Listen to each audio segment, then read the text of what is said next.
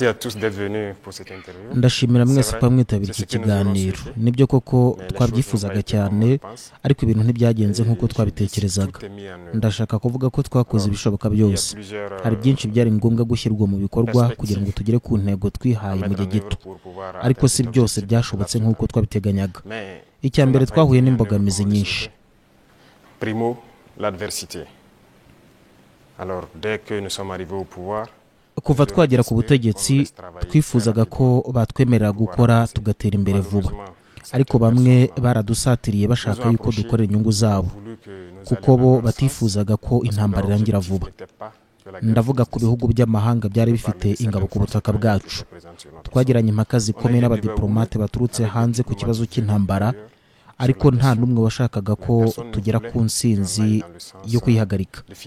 Twabibonye neza mu butumwa batwoherezaga. S'il arrivait que des gens viennent jusqu'à nous dire qu'il faut qu'on accepte qu'ils soutiennent les terroristes et nous soutenir également. Hari nubwo batubwiye ngo tugomba kwemera yuko bashyigikira n'abagizi ba nabi, ariko ngo badufashe.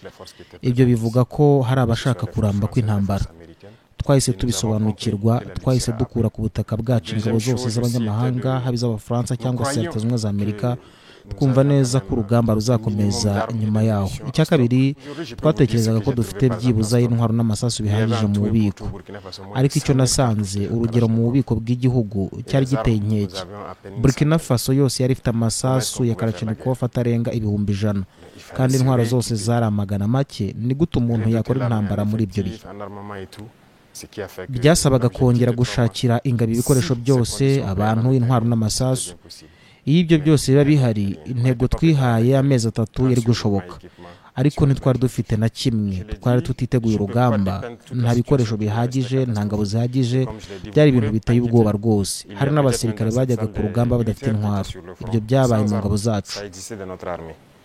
Donc ce sont des situations, on croyait que c'était juste, je dirais pas de la mauvaise foi, mais une situation incompréhensible. Ariko ubwo twahuye n'ukuri, twafashe icyemezo cyo kubanza gushaka intwaro z'abari bafite akazi mu ngabo. Ibyo nabyo byaduteye ikibazo gikomeye, kuko ibihugu byinshi byo hanze byanze kutugurisha intwaro. Twahise duhagurukira abari biteguye kutugurisha. Vuba twabonye ibikoresho bishya, twanashoboye no guhagarika abandi basirikare bashya. Twanashoboye no gushaka abandi basirikare bashya VDP.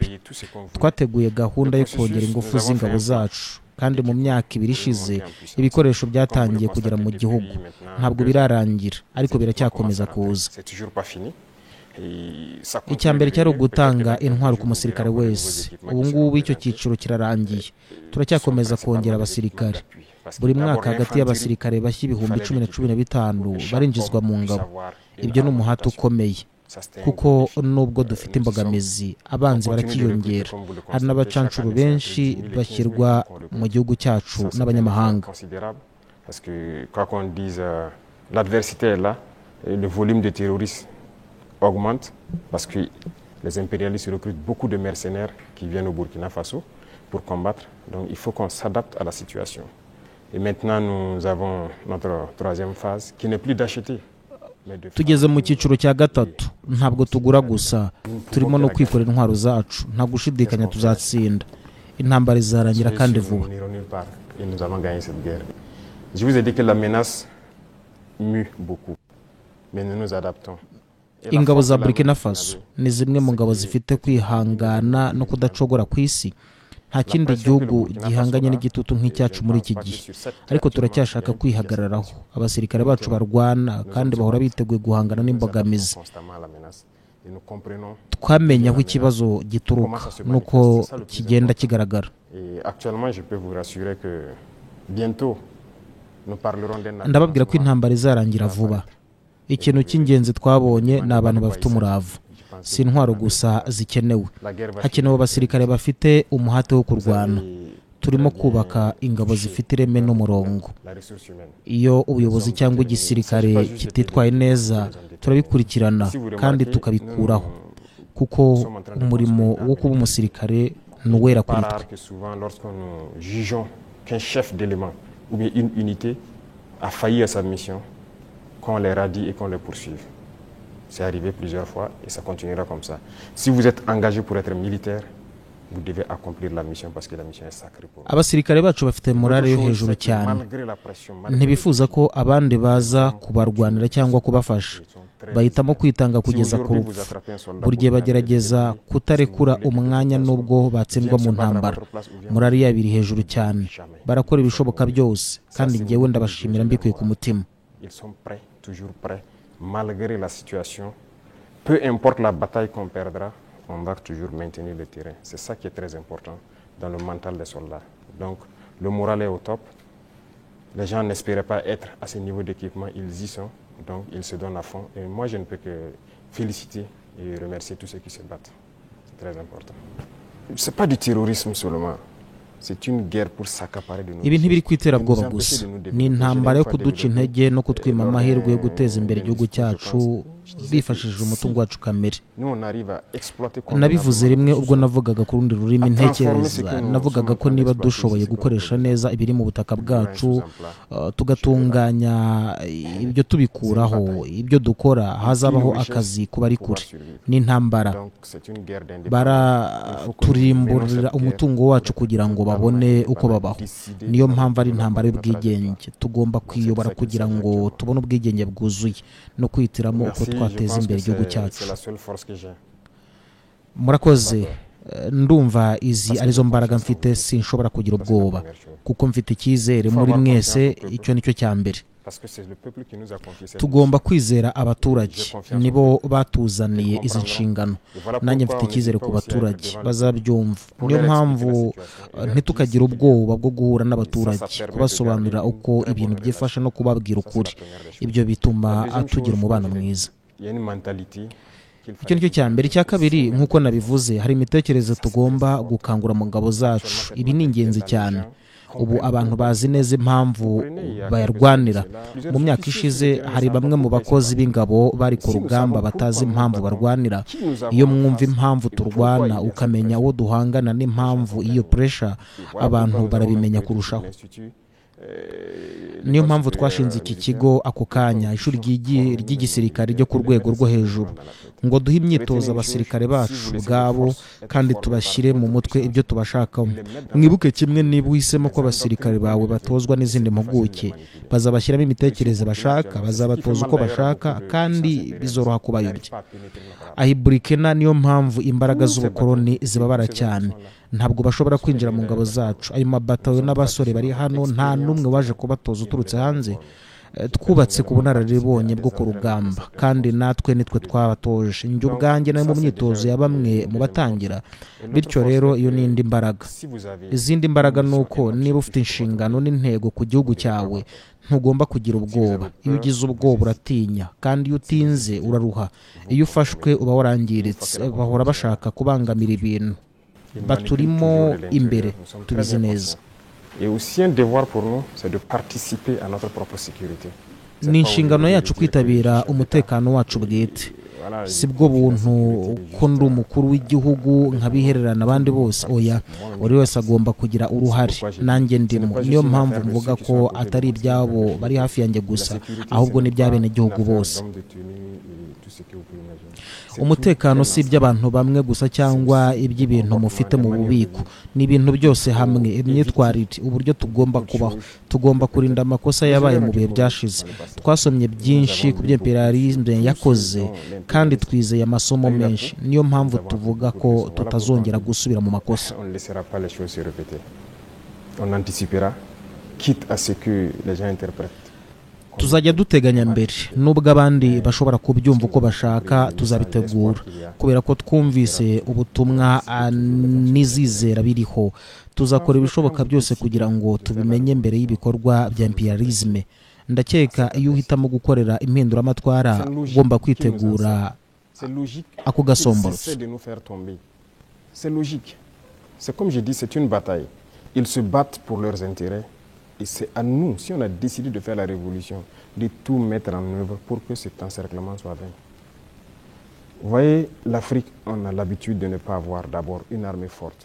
Birasanzwe ko badukikije, birasanzwe ko bagerageza kudutsindira, birasanzwe. Nk'uko nabyivugiye, ni intambara. barwana ku nyungu zabo, kandi natwe niba duhisemo impinduka tugomba gukora ibishoboka byose kugira ngo icyo gikikije kibagirane. Murebe Afurika yacu, akenshi ntitwari dufite ingabo zikomeye mu ntangiriro. Nta leta ikomeye idafite ingabo zikomeye, ariko nuko byahoze. Nk'uko nabivuze rimwe mu nzira, hari abaje kutwirukaho mu magambo, bagiye batubwira ngo ntimukwiriye kwiyubaka mu ntwaro, ndetse vuba hari umujenerali wa Amerika wavuze ko ibihugu byacu bitagomba kuba byarateye imbere mu ntwaro. Niyo mpamvu yabo rero batubonamo nk'abana, bavuga yuko abari bo bakwiriye kuza bakicara bakadukorera umutekano, ndetse ibihugu byinshi birimo muri iyo nzira. Ntibubaka ingabo, iyo ibintu biza haba umuvurungano. Twebwe turi kubaka ingabo zikomeye. Niyo mpamvu mvuga ko tuba mu rugamba Burkina Faso kandi tukitozereza Burkina Faso. Ibi ni ingenzi cyane. Mu gihe cyashize ingabo z'amahanga zaje zose kugira ngo zitware abasirikare bacu, babafataga nk'abatari abantu. Ubu ingabo nyinshi z'amahanga zirashaka kuza gukorana natwe. Ntiwatekereza, imbaraga zikomeye ku isi zirashaka kuza kwitozanya n'abasirikare bacu. Ariko si imyitozo gusa, bashaka kumenya uko dukora intambara n'uwadutoje. Uyu munsi rero nta n'umwe uzi uburyo abasirikare bacu batozwa, uko biga cyangwa se uko babona intwaro. Kuki twatekereza ko abandi bagomba kutwigisha? Ntibabikoze. Natwe dufite ubwenge. Ni ngombwa kugira ingabo zikomeye kugira ngo duhangane n'imbogamizi. Bazakomeza kudukikiza kuko hazanakomeza kubaho ibihugu muri Afurika byemera ko abanyamahanga baza kugaba ibitero ku baturanyi babo. Niba wemeye impinduramatwara, ugomba kwitegura inkiko. Ntitwabihindura. Tugomba gukora uko dushoboye kugira ngo icyo cyago kitagerwaho. Ntabwo bazagera ku ntego zabo. Ibyo nibyo turabikora uko biri. Ntibivuze yuko tudashyigikirana. Tugomba kumenya ko ari konfederasiyo si konfederasiyo. Ku bice bimwe dukorana cyane, ariko muri charte havuga ko ibihugu bimwe bishobora kwihitiramo imikoranire n'ibyo bishoboye. Ntiwashobora kuvuga ko igihugu runaka kitagomba gukorana n'ikindi. Ubu turi mu rwego rwo gushimangira konfederasiyo ku bice byinshi by'iterambere, kurinda igihugu no mu butwererane. Hanyuma tuzagera kuri konfederasiyo. Ibyo ni intambwe. Niger ishobora kwitabira inama. Konfederasiyo ntirifunga. Turimo gufungura amarembo, turakorana nabo twese. Turacyari abaharanira Afurika imwe. Turafungura kwishyira hamwe no kuri ibyo byose, ariko dufite amahame. Ntabwo ndi umuntu w'uburiyarya. Harahabaye kutumvikana, hari ubwivumbure mu ntangiriro, ariko ubu ngubu ngomba gushimangira no gushimira itangazamakuru akazi ka kinyamwuga.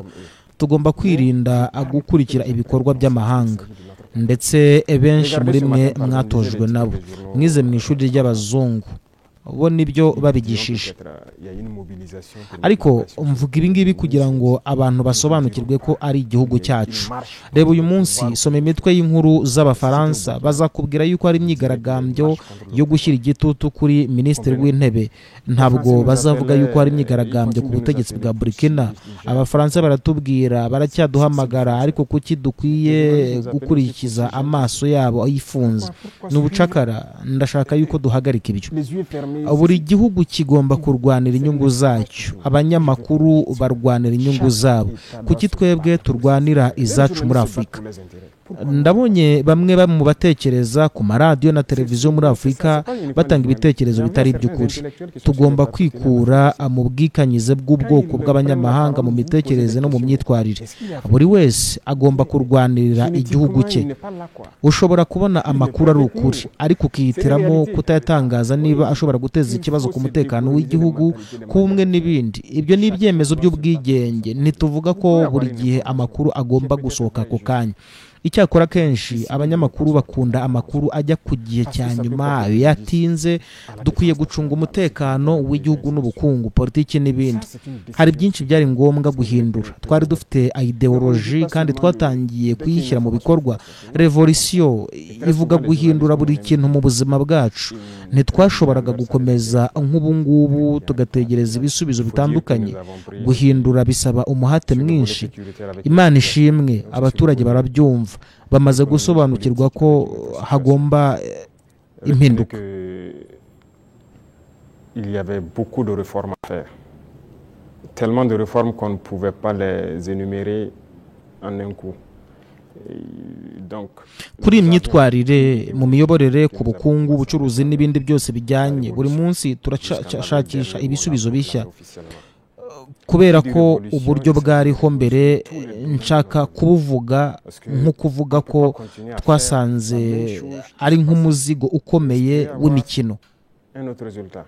Si nous étions dans la continuité, je pense que c'est mieux qu'on laissait les politiciens continuer leurs choses, mais nous avons voulu rompre. Iyo ukoraho umwe undi araboneka, iyo ukuraho undi araza. Hariho byinshi mu muryango wacu biri gukemurwa ubu ngubu. Imana ishimwe, hari ibikorwa byinshi byatangiye kandi ku giti cyanjye isuzuma riranyuze nubwo ntekereza yuko dushobora gukora byinshi kurushaho. Et tous les jours, je peux vous dire qu'on continue de découvrir. Parce que le système qui était en place, moi j'aime caricaturer pour dire que c'est comme un gros nœud que nous avons trouvé. Quand vous défaites un autre apparaît. Quand vous défaites un autre apparaît. Donc il y avait beaucoup de maux dans notre société que nous sommes actuellement en train de résoudre. Et Dieu merci, je peux dire que plusieurs choses ont été lancées. Et le bilan, pour moi en tout cas, c'est satisfaisant, même si je pense qu'on peut faire encore plus d'efforts. Voilà. Et si vous souhaitez, domaine par domaine, vous pourrez me poser des questions. Niba mushaka icyiciro ku kindi mushobora kumbaza ibibazo kuko ibikorwa byinshi byatangiye. Ibyo by'ingenzi nk'uko nabivuze ntabwo nzabisobanura byose. Niba mwemera buri wese kumenya buri kantu kose k'icyo ushaka gukora, birashoboka ko bagategura ingamba zibangamiye ibikorwa byawe. Ariko twasobanuye ingingo nyamukuru kugira ngo abantu basobanukirwe aho tugana mu miyoborere, kurwanya ruswa no guteza imbere imiyoborere myiza. Icy'ingenzi ni urugero rwa mbere abategetsi bagomba gutanga. Nk'uko mvuga, ntushobora kuba mu cyiciro kimwe cy'abaturage ba Burkina Faso gusa kuko baguha inshingano.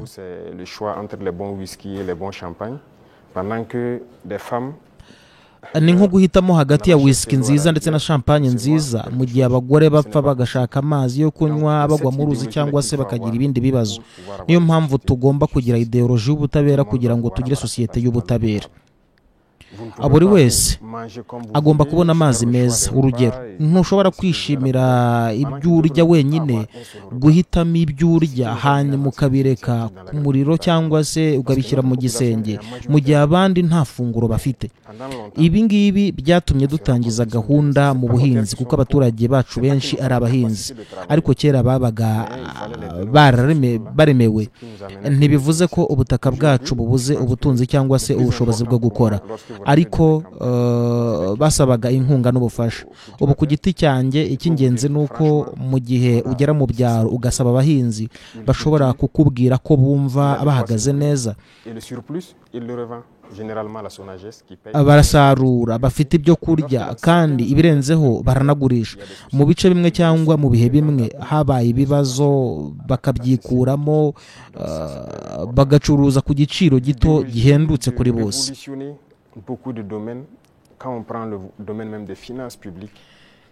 Ni ingenzi cyane mu bijyanye n'imari.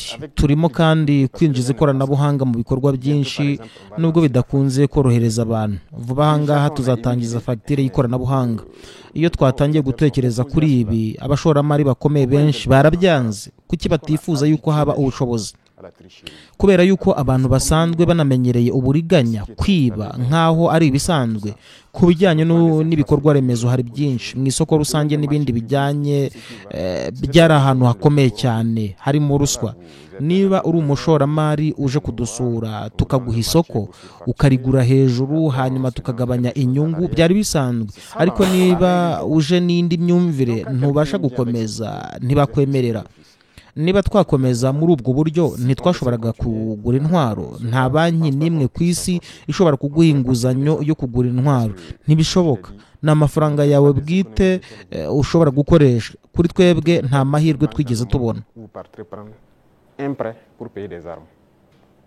Ça n'existe pas. C'est avec vos fonds propres que vous pouvez vous équiper. En tout cas, nous, on n'a pas eu cette occasion. Et si quelqu'un en connaît, peut-être qu'on est preneur. Ibyo turimo kubona byose nk'uko nabivuze ni miliyari z'amadolari. Twebwe turakoresha ayo mafaranga turacyacunga tugenzura imikorere y'ibigo bya leta nk'uko mwabonye ibisubizo bya 2024 2025 biracyaza kurushaho. Ku bijyanye n'amashanyarazi n'amakompanyi y'ibikomoka kuri peteroli kuva 2023 twateye imbere cyane. Kera habagaho inkunga ya leta, twakoraga gusora kugira ngo dukomeze gutera inkunga ikigo, kwishyura ibirenzeho banki yabonye n'ibindi byose. Ubu ikigo ntikiri muri ubwo buryo, twishyuye imyenda yose kandi gikomeje no gutera imbere. C'est parce qu'il y avait la corruption dans le milieu. Donc il y a tellement de situations, je peux pas tout citer. Hari impamvu hariho ruswa mu buyobozi bwacu. Hari ibintu byinshi sinshobora byose kubivuga. Ni ngombwa guhindura uyu murimo binyuze mu ikoranabuhanga n'ibindi byose bijyanye. Ubuyobozi muri rusange, ibintu byose biri gushyirwa mu ikoranabuhanga kugira ngo abantu batagikoresha amafaranga mu ntoki kandi byose bigaragara neza. Ubwo usaba serivisi amenya icyo bivuze kandi amenya aho amafaranga ye ajya. Ku bijyanye n'ibikorwa remezo nabyo ni ikibazo gikomeye. Turimo guhindura byose. Ni uburyo bwo guhindura imitekerereze, gukora ibyo tutari dusanzwe dukora. Ntabwo nzajya nkoresha uburyarya. Abafite imitekerereze ya politiki ishingiye ku nyungu zabo bwite nta mwanya bafite muri revolution. Birahabanye cyane rwose. Reba uko abaturage ba Burkina Faso bariho. Mu myaka irenga 27 politiki imwe yakomeje gushyirwa mu bikorwa. Abantu benshi bavukanye imitekerereze. Iyo utazi umuntu ntushobora kubona serivisi zimwe. Ibyo bita dire. Abantu bose bakuriye muri iyo myumvire y'uburiganya n'amasezerano yihariye. Ibi ngibi ni ibyago, ariko politiki niyo yabiteje. C'est dangereux, mais c'est la politique qui a mené ça. Parce qu'il y a des entrepreneurs politiques, vous avez entendu parler de ça. Harabo bita abashoramari ba politiki. Ni urubyiruko ruvuka ruvuga neza kandi rukora amayeri yo gushimisha. Politiki mu buryo bwo kuri muri Afurika ni ukumenya guca mu nyungu z'abandi, gushimisha ndetse no kubeshya. Iyo ufite ubwo buriganya uba umunyapolitiki mwiza. Mu cyaro iyo tubona umuntu ubeshya cyangwa se ushyira mu kaga abandi tumwita umunyapolitiki. Ni ngombwa guhindura iyo mitekerereze. Abantu benshi barahindutse, barafatanya natwe. Abashaka gukomeza muri politiki ishingiye ku nyungu za kera nta mwanya bafite muri revolution. Ni ukwemera. Dushaka guhindura burundu imitekerereze kugira ngo umuntu wese amenye ko atagomba kuba mwishyaka runaka kugira ngo abone inyungu z'igihugu. Amazi, imihanda, forage, byose bigomba kugerwaho na buri wese. C'est parce qu'on a parlé, ils ont compris, et par les actions, ils ont compris que les gens commencent à changer de mentalité. Et nous voulons changer définitivement les mentalités pour que personne ne pense que il faut d'abord appartenir à tel parti pour bénéficier d'une route, il faut appartenir à tel parti pour avoir un forage. Non. Tout le monde au Burkina doit bénéficier des bienfaits de la nature du Burkina et du travail du gouvernement. Donc la politique, moi je disais que la manière de la faire, ça divise. Politiki imwe ishobora gutera amakimbirane no guha abandi inyungu izidahwitse. Tugomba guhagarika ibyo. Abantu benshi barahindutse, hari n'abafite inshingano bashyizweho. No guhindura imitekerereze, abemeye guhinduka barakirwa. Abashaka gukomeza imitekerereze ya kera nta mwanya bafite. Iyi gahunda nini ntabwo twashatse gusobanura byose. Hari gahunda nini iri gukorwa. Kuri twe urubyiruko ni ingenzi, ariko icy'ingenzi ni abana bato. Nyuma ya Sankara ibikorwa byo kwita ku rubyiruko byagiye bihagarara. Amashuri y'incuke afungwa, abandi bakaza gutangirwa n'abikorera. Tous ceux qui changeront de mentalité sont les bienvenus dans le bateau. Mais si vous voulez continuer à fonctionner comme la politique ancienne, vous n'avez pas de place dans la révolution. Voilà, très bien. Ce programme, c'est un vaste programme que nous n'avons pas voulu détailler.